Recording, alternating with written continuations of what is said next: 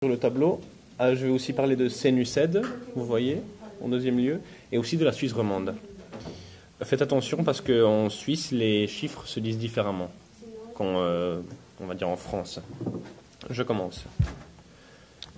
Monsieur le représentant permanent de la Suisse auprès de l'Office des Nations Unies et des autres organisations internationales. Madame la directrice de la division de la gestion des conférences de l'Office des Nations Unies. Monsieur le Président de la Fondation de l'Orchestre de la Suisse romande. Excellences, Mesdames et Messieurs, chers amis. En ma qualité de maire de Genève, c'est un plaisir et un honneur de vous souhaiter à toutes et à tous une très cordiale bienvenue au Victoria Hall, qui a une nouvelle fois le grand privilège de nous accueillir ce soir pour célébrer ensemble la Journée des Nations Unies. Notre ville est très heureuse de pouvoir partager avec la communauté internationale cette soirée qui nous donne l'occasion de réaffirmer notre engagement envers les idéaux universels des Nations Unies. Depuis qu'elle a été choisie comme siège des Nations Unies en Europe, Genève n'a jamais cessé de s'impliquer dans la promotion de l'égalité, de la justice et de la liberté, dans la recherche de la paix et la défense des droits humains. Mais aujourd'hui, les menaces majeures pour la paix et pour la survie même de notre planète sont nombreuses. Corée du Nord, prolifération nucléaire, drame des migrants en Libye, massacre en Birmanie, guerre en Syrie, en Irak, au Yémen et au Sud-Soudan, terrorisme, effets dévastateurs des changements climatiques, inégalités grandissantes entre les pays du Nord et les pays du Sud, division régionaliste en Europe, et j'en oublie sans doute. Jamais, mesdames et messieurs, depuis sa création, il y a 72 ans, les Nations Unies n'ont été appelées sur autant de fronts à la fois. Jamais le nombre de déplacés internes et de réfugiés n'a été aussi élevé puisqu'on a atteint, en 2016, le chiffre record de 65,6 millions. Jamais les atteintes aux libertés n'ont été aussi fréquentes avec le recours à la torture et à l'intimidation, les crimes contre l'humanité, la répression brutale des mouvements sociaux et des minorités. Et ce constat alarmant correspond à la réalité. Le monde dans lequel nous vivons est devenu un monde incertain, dangereux, imprévisible, redoutable. N'ayons pas peur des mots. C'est un monde qui est en régression. Les défis que nous devons donc relever aujourd'hui sont immenses. L'insuffisante régulation de la finance est au nombre des dérivés dénoncés par l'ONU qui estime, je cite, le rapport annuel 2017 de la CNUSED que « Nous sommes aujourd'hui dans un monde de profit sans prospérité, où l'asymétrie des rapports de force sur les marchés contribue à la hausse des inégalités de revenus. Ces inégalités croissantes font des ravages sur toute la planète, à tel point que certains souhaitent revenir à des sociétés où le pouvoir religieux exerçait sa domination sans partage.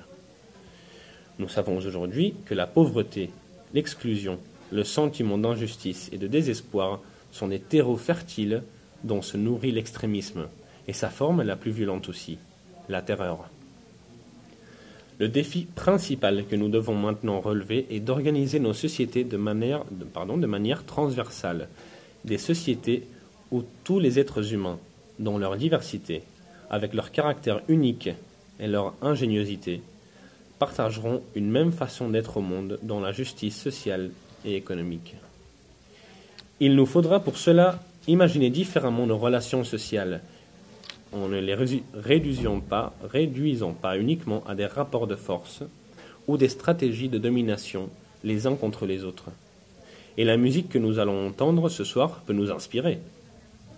La musique, perpétuelle tension modulée entre le son et le silence, à l'image de nos vies d'êtres humains. Je souhaite, mesdames et messieurs, que malgré les difficultés qu'elle rencontre, l'Organisation des Nations Unies puisse conserver les moyens d'agir et qu'elle soit en mesure de s'adapter à ce monde qui évolue sans cesse pour y jouer son rôle avec force et efficacité. Nous allons célébrer l'an prochain les 70 ans de la signature de la Déclaration universelle des droits de l'homme, l'une des pierres fondatrices de la protection moderne des droits humains dans le cadre des Nations Unies. J'espère de tout cœur que cette commémoration permettra de jeter de nouveaux ponts entre les peuples, qu'elle contribuera à réveiller les consciences et à nous faire avancer vers un avenir meilleur. La Déclaration universelle des droits de l'homme nous rend responsables à toutes et à toutes. C'est pourquoi nous devons défendre nos droits et ceux des autres. Je forme le vœu, à l'occasion de cette journée dédiée à l'Organisation des Nations Unies, qu'elle se mobilise pour construire, à l'aube de ce XXIe siècle, un autre monde, un monde plus juste et plus humain, et que l'on parvienne enfin à atteindre cet idéal de justice, de paix et de liberté auquel nous aspirons tous. Ce soir, laissons-nous envoûter par le souffle de l'orchestre de la Suisse romande, dont la musique constitue le plus bel étendard de la paix dans le monde. Merci aux musiciennes et aux musiciens. Je vous souhaite à toutes et à tous une très belle soirée.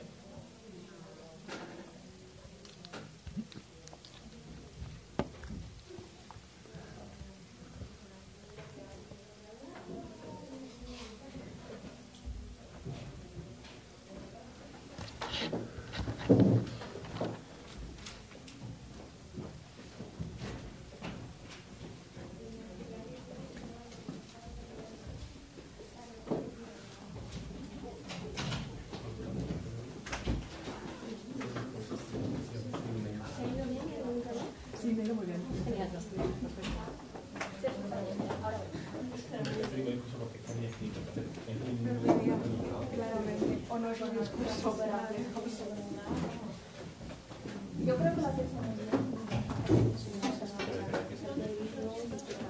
sí,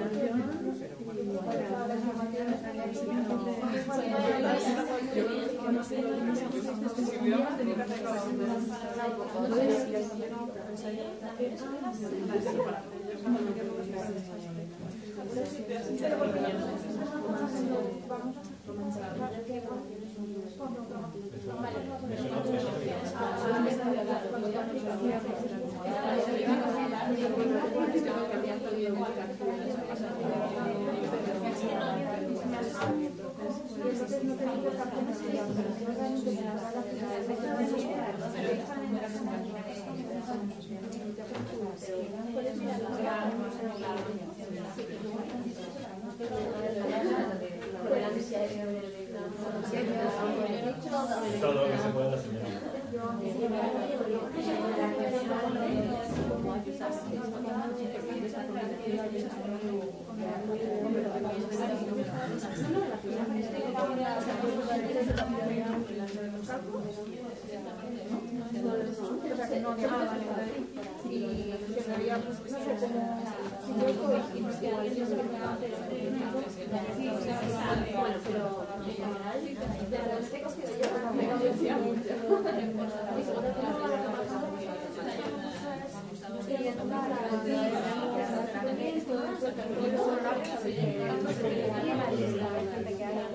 Por eso es un examen